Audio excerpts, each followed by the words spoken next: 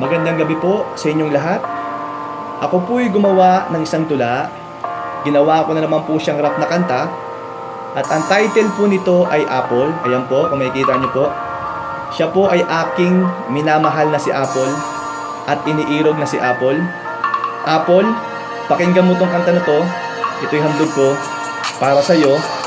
Sana magustuhan mo. Ito na po. Apple ang pangalan ng aking minamahal. Siya po ang bigay sa akin ng poong may kapal. Gabi-gabi siya rin ang aking pinagdadasal na sana ang pagmamahalan namin magtagal. Pag-ibig kong ito sa iyo ay magpakailanman. Tumanda man tayo, ika'y aking aalagaan. Lagi mong tandaan at itanim sa iyong isipan na di kita iiwan hanggang sa kamatayan. Pangako sa iyo, ikaw lang ang mamahalin. Nag-iisa ka lang na tangi kong iibigin. Lahat ng mga gusto mo ay aking susundin. Kahit ako pa sa iyo ay magpakaalipin. Lubos ang kasiyahan nang dumating ka sa aking buhay. Kaya hindi ako papayag na ika'y mawalay. Lahat ng mga to ay mawawalan ng saysay kapag tayo'y nag-away at nagkahiwalay. Eva ang kawangis mo at ako naman si Adan. Sa sexy mong datingan at ako ay macho man.